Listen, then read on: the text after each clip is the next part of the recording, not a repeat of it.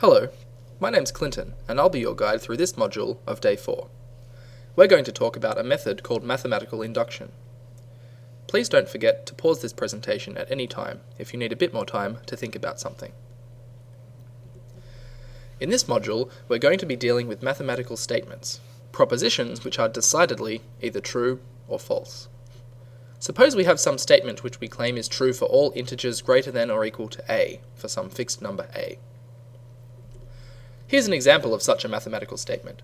We're claiming that so long as n is bigger than or equal to 5, if we take 2 to the power of n, this will always be strictly bigger than n squared. We're going to see how to mathematically prove statements like this, that is, to show unequivocally why they are true.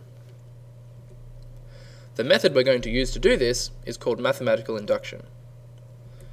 Mathematical induction is a method of mathematical proof which can be used for statements of the form we saw above, where we are proving a statement to be true for all integers greater than some fixed integer.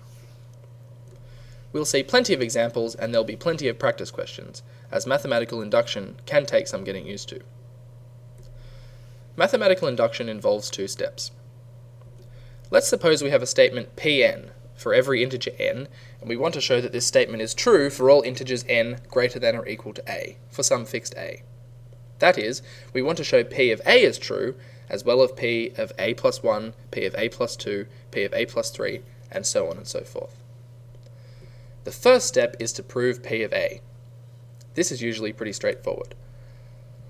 The second step is to assume the statement is true for some n, and then show that this implies that it must be true for n plus 1, i.e. to show that P of n being true implies P of n plus 1 being true. The reason that this works is that if we've shown P of a, then our step 2 shows P of a plus 1 must be true. Since P of a plus 1 must be true, P of a plus 2 must be true, and so on.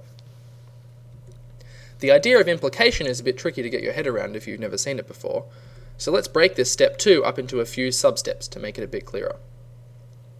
The first thing we want to do is to write out the assumed data, write out what it means for P of n to be true. Then we want to write out what we need to show is true, that is, write out what it would mean were P of n plus 1 true. Then we need to somehow connect the dots, use our assumed data to prove what we need to prove. Let's have a look at a fairly straightforward example to start with. We want to show that the sum of the first n positive integers is equal to a half n times n plus 1. That is, we want to show that this statement is true for all n greater than or equal to 1. The first step is to show that it's true for n equals 1. This is particularly easy because when n is 1, the sum on the left-hand side is just 1, and the right-hand side is equal to a half times 1 times 2, which is 1. Next, we want to write out our assumed data. We assume the statement is true for some n, that is, we assume that 1 plus 2 plus 3 plus ... plus n is equal to a half n times n plus 1. We need to show that, assuming this, the statement is necessarily true for n plus 1. That is, we need to show that 1 plus 2 plus ... plus n plus 1, the statement with n replaced with n plus 1 now, is equal to a half times n plus 1 times n plus 2. What was an n becomes an n plus 1, and what was an n plus 1 becomes an n plus 1 plus 1, that is an n plus 2.